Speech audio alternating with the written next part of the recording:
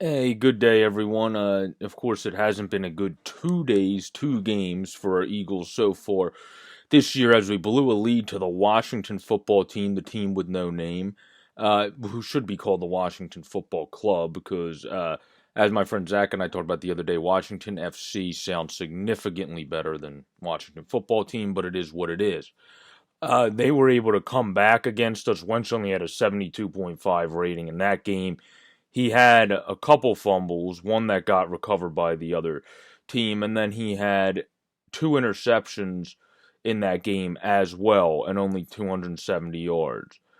And of course, other guys didn't come to the ball. We had two rookies that kind of played back on the ball and didn't come to it, but our O line needs to play a lot better. And then in that game, particularly against Washington, Wentz did miss throws as well, which then also carried into game two. Because the difference is if you're just a good quarterback and you're labeled as just a good quarterback and everyone's fine and dandy with you just being considered good, missing throws like Wentz missed is okay. The fact that you're labeled an elite quarterback, even if your O line has struggled at other times, elite quarterbacks, the reason you get that label is you're always able to figure out a way to get over the hump. Well, it seems Carson's better at figuring out a way, at least to these first two games, to get over the hump with nobody's on his team, rather than trying to get over the hump with some young talent. So hopefully he can get into a groove with these guys. We only have one deep pass. You literally touted Reagor as a guy, we're going to go deep and we're going to run more deep routes and do all that good stuff. You threw one deep pass all season. So that, and then you threw one that was kind of deep but not so much. So I mean, the Eagles aren't even doing what they told us they would be doing. So I don't know what they're calling early on in the season. The playbook's been way too simplistic.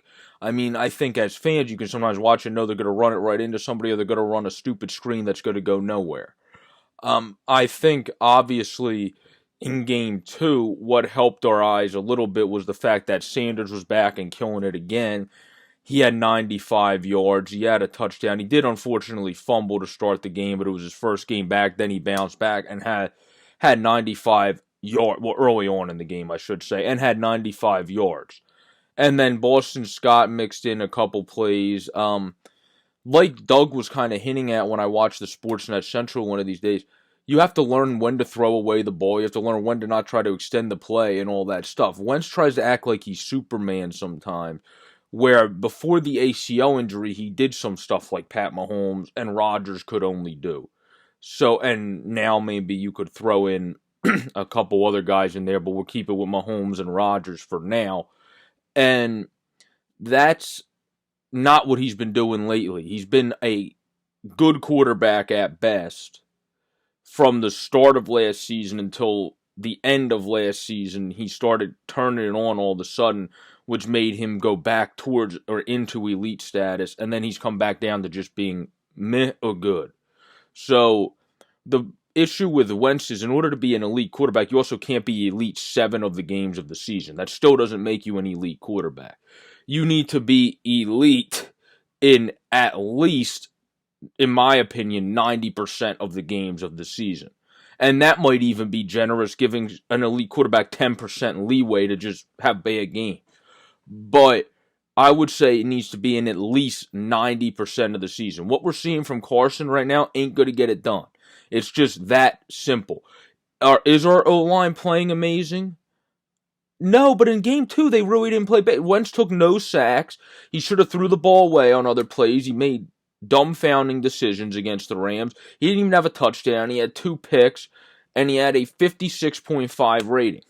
Do I still love Carson Wentz? Yes, I do. He's a great person, a great human being. He seems like a great guy for the city. But because you're all of those things and great at being a dude, great at giving to charity, and great at all that, it doesn't mean you're a great quarterback. I support Carson Wentz full out and thoroughly with everything he does. Even playing on the field, I support him, but when you support somebody, you can't just talk them up all the time when they're doing bad. That's not how that works. When they're doing bad, you have to be truthful, especially when you're podcasting and doing vidcasts to people. And he's not playing well at all.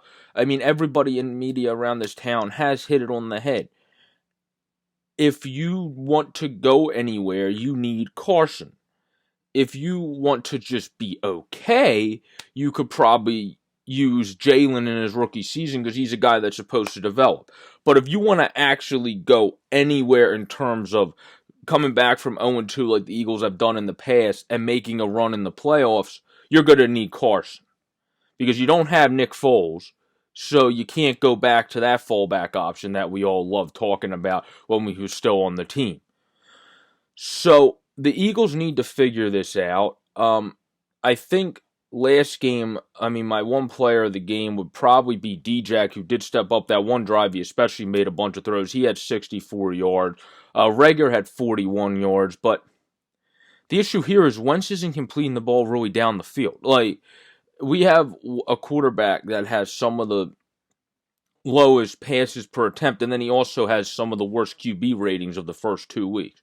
Josh Allen is a quarterback I've always enjoyed watching that I think gets trashed a little bit too much. If you go and look at how Josh Allen played the first 2 weeks, that's how we all expect Carson Wentz to play. Because Josh Allen was also cannon of an arm, probably even more of a cannon than Wentz, but just had no accuracy and is probably honestly more athletic than Wentz. But he figured out now the accuracy and made jump throws on the run that you think Mahomes would have only been. I understand they were playing the Dolphins, but who you make jump throws on the run against on perfect throws down the sideline doesn't really make a difference who you're playing. That's just a very good throw. And that's what we used to see Carson Wentz make. Well, what the hell happened? I understand he messed up his ACL and stuff, but then you have to become smart. Once you come back from those types of injuries, you need to become a smarter QB than, which I still don't think Wentz has done. He still tries to extend and hyper-extend plays to the max when there's plays that you could just throw it away, you could just dunk it down like Breeze and other quarterbacks do when they get in trouble because they know it's not good to hyperextend the play, nor do they have the athleticism of Wentz. But even you see somebody like Wilson's great at that. If he knows he can't extend the play, he'll just try to flip it to the running back or throw it away, and he's one of the most athletic QBs in the league. Same with Cam Newton. Cam Newton used to be the guy that tried to figure everything out. Now, and even in his last couple of years in Carolina, he'll just flip it out to somebody or run and truck you. Like, he's a guy that just knows exactly when to get rid of it and when to throw and when to try to fit a throw through, and also when to just kind of, sometimes as a quarterback, if the line claps so much, you have to take a sack, unfortunately. Where we need to be able to hone that into Carson because, one, it's an injury risk if he keeps trying to extend plays that have no business being extended because they're not going to go anywhere.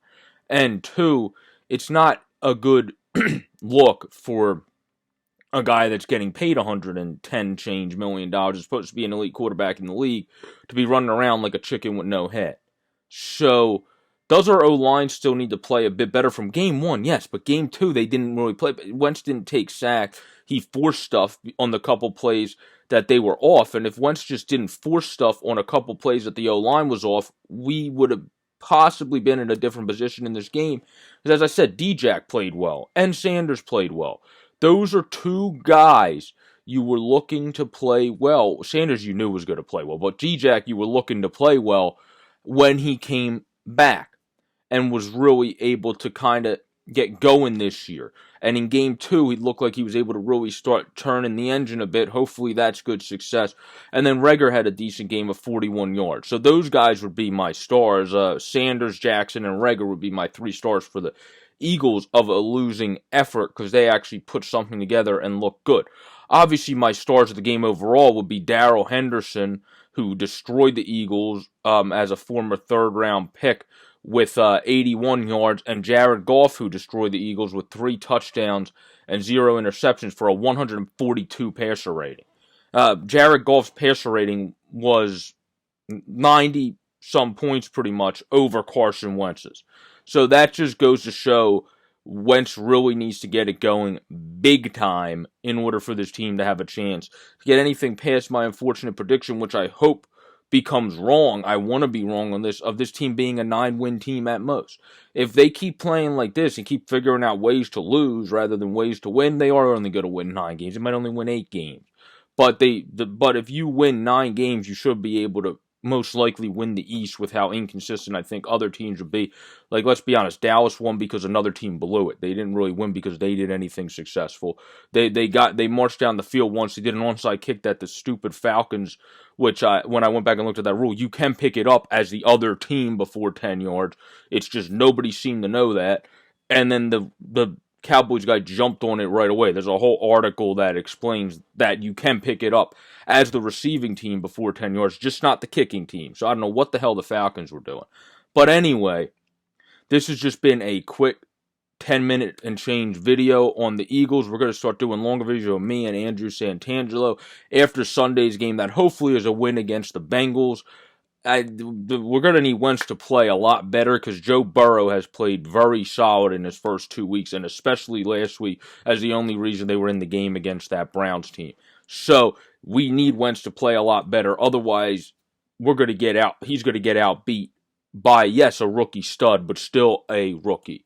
So let's go, Carson. Let's get our heads going. Let's get our heads on straight, Eagles, and let's get going this week. We've been 0-2 before, but we got to get going now and get going big time against this Bengals team, because you definitely do not want to go 0-3 and have to come back from that. The percentages are way worse there than they are 0-2.